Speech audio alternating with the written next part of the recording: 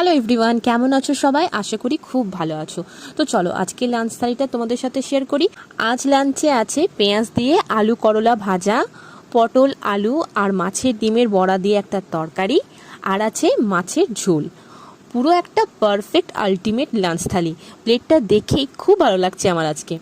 তো চলো আর দেখে কাজ নেই, এবার খাওয়াটা শুরু করি। তো ফার্স্ট করলা আলু ভাজা দিয়েই ভাতটা খাওয়া শুরু করলাম, কারণ সেটাই আমি করে থাকি।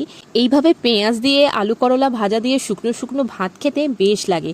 আগে তো একদমই খেতাম না করলা আলু ভাজা, বাট বয়স বাড়ার সাথে সাথে মনে হয় ভালো লাগাগুলোও চেঞ্জ হচ্ছে। তো আজকাল বেশ ভালোই খাচ্ছি। যাই হোক, মাছের ডিম যে আমার মাছের থেকে একটু বেশি ভালো লাগে সেটা তোমাদের আমি আগের ভিডিওতেই বলেছি। তবে সেই দিনে তো মা একটু অন্যরকমভাবে রান্না করেছিল, কিন্তু আজ একদম ঘরোয়াভাবে আলু পটল দিয়ে রান্না করেছে। তো খেতে সেই লেভেলের লাগছে। আগের দিনেরটাও ভালো হয়েছিল, তবে আমার এই ঘরোয়াভাবে রান্নাটাই বেশি পছন্দ। দুর্দান্ত হয়েছে রান্নাটা, বেশ ভালো লাগছে খেতে। সেই জন্য খেতে খেতে মাকে বলছিলাম যে মাছের ডিম যখন রান্না করেছো তখন আবার মাছ রান্না করতে গেলে কেন, এটা দিয়েই তো পুরো ভাতটাই খাওয়া হয়ে যেত।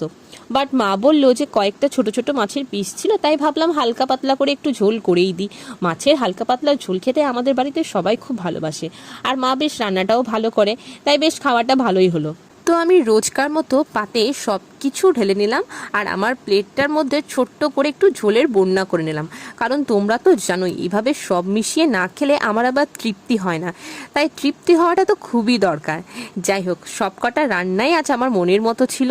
আর তাছাড়া মা মাছ রিলেটেড যে কোনো রান্নাই খুব ভালো করে, তাই সেটা নিয়ে আর আলাদা করে কী বা বলি, সবটাই খুব ভালো। তো এরপর শেষ পাতে ছিল একটু আমের চাটনি, যেটা আমার খুব খুব খুব পছন্দের। তো এই ছিল আজকে লাঞ্চ থালির খাওয়া দাওয়া।